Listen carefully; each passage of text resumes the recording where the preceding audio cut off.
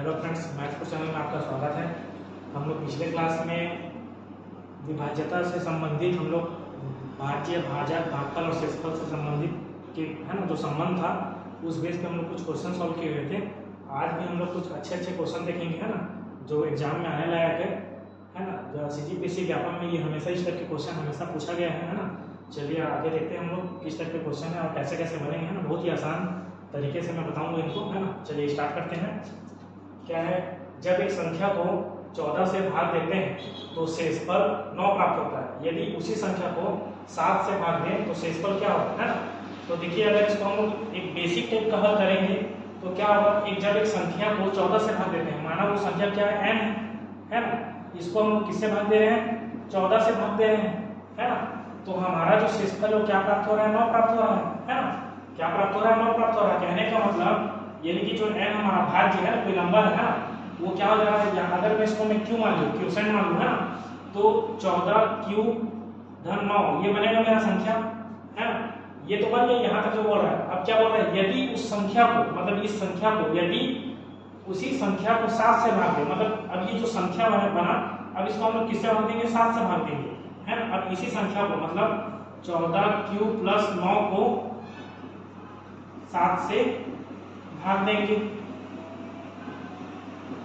है ना। तो कितना हो जाएगा, देखो 14q धन 9 बटे 7 है ना। ये होगा भाग में। तो शेषफल क्या होगा, अब ये देखो कि अगर मैं इसको अलग अलग भी करूं तो ये 7, अगर मैं इसको 14q बटे 7 धन 9 बटे 7 भी करूंगा तो भी ऐसा लिख सकता हूं। कहने का मतलब ये जो हमेशा 14q यानी कि 14 गुना q, मतलब कहने का मतलब जो संख्या दिया है 14 से भाग देंगे तो हमारा जो शेषफल प्राप्त होगा वो इसके हिसाब से 9 प्राप्त हो रहा है। कहने का मतलब ये जो 14q वाला मतलब ये जो संख्या रहेगा, ये जो संख्या रहेगा हमेशा ये जो जिससे भाग देना वो हमेशा उससे भाग जाएगा ही जाएगा है ना, 100% भाग जाएगा है ना। इसलिए इस क्वेश्चन को उसी पैटर्न में बनाया जाता है ना। तो ये क्या है, देखो किससे अगर मैं भाग लूं 7 दूनी 14, ये ऐसे ही बात चल जा रहा है। मतलब यहाँ पे जो रिमाइंडर 0 है ना, चाहे q का मान 3 रहे, 4 रहे, 5 रहे, आखिर ये 14 तो भाग जा रहा है, यानी कि 7 के बारे में ये जो संख्या तो आएगा ही आएगा है ना। तो हमारे पास बचा क्या, 9 बटे 7 बचा ना। कहने का मतलब कुल मिला के हम लोग को इस संख्या 9 को किससे भाग देना, 7 से भाग देना है। इस संख्या 9 को किससे भाग देना, 7 से। तो 7 कितना भाग, हमारा शेषफल कितना है, देखो 7 × 7 कितना बचा हमारा शेषफल, 2 बचा। और यही मेरा आंसर है। देखो बहुत ही आसान है। कहने का मतलब जब भी इस टाइप का क्वेश्चन आए तो जब एक संख्या को 14 से भाग देते हैं तो शेषफल हमारा 9 प्राप्त होता है। यदि उसी संख्या को 7 से भाग दें तो शेषफल क्या होगा, यानी कि ये जो संख्या इसके साथ जो भागफल गुणा होगा तो वो हमेशा वो 7 से तो भाग जाएगा ही जाएगा है ना। तो हमको डायरेक्ट किसको भाग देना है, जो शेषफल प्राप्त होगा उसको हम लोग भाग दे देंगे 7 से डायरेक्ट। तो देखो वही 9 बटे 7 लिखा हूं। तो इसमें हम लोग क्या है ना, बिना पेन छुए भी इसको हम हल कर सकते हैं है ना। इसको मैं एक जो सिस्टमेटिक तरीका होता है ना, मेथड होता है कैसे बनाया जाता है, मैं उस मेथड में बताया हूं। लेकिन हम लोग को एग्जाम के पॉइंट ऑफ व्यू से हमको इस टाइप का हल नहीं करना है। हमको डायरेक्ट देखना है कि हाँ इस टाइप का क्वेश्चन है तो डायरेक्ट इस 9 को 7 से भाग दे दिया, हमारा रिमाइंडर कितना है, 2 आ गया है ना। जैसे कि चलिए हम लोग अगला क्वेश्चन एक बार देखते हैं है ना। जब किसी संख्या को 84 से भाग दिया जाता है तो शेषफल 37 प्राप्त होता है।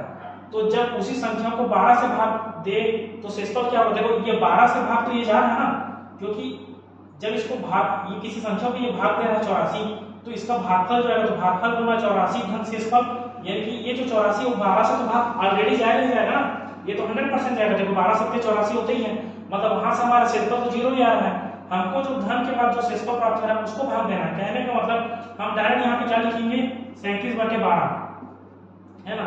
अब देखो 37 को 12 से भाग देंगे तो 12 × 36, यानी कि डायरेक्ट क्या आएगा, मेरा शेषफल क्या आएगा, 1 आएगा है ना। शेषफल क्या आएगा, 1 आएगा। डायरेक्ट ये आंसर है हमारा है ना। तो देखो कितना आसान है ये, कुछ ही सेकंड मतलब एक बार क्वेश्चन पढ़े और डायरेक्ट हमारा आंसर दे दिए है ना। बस आपको क्वेश्चन को देखना है कि कहीं पे वर्ग घन या कुछ तो लिखा है। ये एकदम सिंपल क्वेश्चन था, इसमें कहीं कुछ नहीं लिखा था है ना। नहीं भी समझ में आ रहा है तो आप लोग इसको ऐसा बना के देख लो कि जब किसी संख्या को, माना वो संख्या n है, उसको मैं 84 से भाग दे रहा हूँ तो मेरा भागफल जो है वो क्वोशिएंट, मतलब इंग्लिश में क्यों लिख दिया, क्योंकि भागफल को क्वोशिएंट बोलते हैं इंग्लिश में है ना।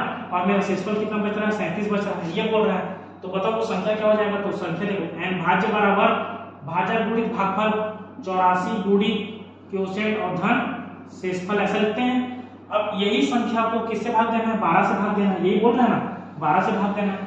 तो 12 से जब भाग दूंगा तो 12 से ये भी भाग जाएगा, 12 से ये भी भाग जाएगा। तो देखो 12 7 84, मतलब ये तो पूरा का पूरा भाग चला जा रहा है ना, यहाँ पे रिमाइंडर तो 0 ही आ गया, मेरा जो शेषफल है 0 आ गया। तो हमारा बचा क्या, ये 37 वाला बचा है ना, 37/12। तो कहने का मतलब यही आया, मतलब मेरा रिमाइंडर कितना आया, 1 आया, है ना। वही चीज किया हूँ, बस इसको हम लोग अगर समझ जाएंगे, कॉन्सेप्ट हमारा क्लियर रहेगा, तो हम लोग इसको क्या है कि तुरंत कुछ ही सेकंड में, मैं मिनट की भी बात नहीं कर रहा हूँ, कुछ ही सेकंड में हम लोग इसको हल कर सकते हैं, है ना। चलो आगे देखते हैं क्या लिखा है।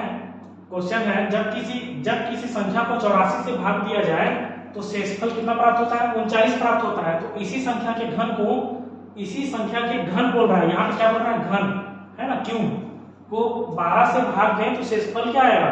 तो सिंपल सी बात है, ये 39 का क्यूब कर देते हैं डायरेक्ट, और बटे कितना 12 है, इसको ऐसा भी लिख सकते हैं 84 क्यूब घन 39/12 है, और इसका क्यूब बोल रहा है ना, इसी संख्या के घन को, तो मैं घन कर दिया।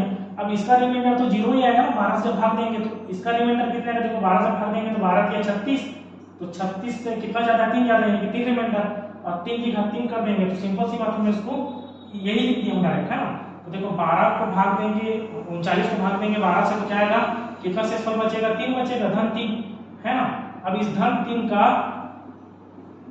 क्यूब बोल रहा है, और बटे 12, तो 3 का क्यूब करेंगे तो 27, तो 27/12, और 12 का 12 फोड़ो 27, कहाँ पे 12 दूनी 24, और कितना बचेगा हमारे पास, रिमाइंडर 3। तो ये मेरा क्या है, शेषफल, है ना, रिमाइंडर, समझ में आया। तो यही मेरा आंसर है ना। जैसा क्वेश्चन में बोल रहा था, वहां पे घन की बात करता हूं, मैं घन लगा दिया, है ना। अब ये देखो अगला क्वेश्चन देखो, है ना, यदि एक संख्या को 225 से भाग दिया जाए तो प्राप्त शेषफल कितना है, 70 है।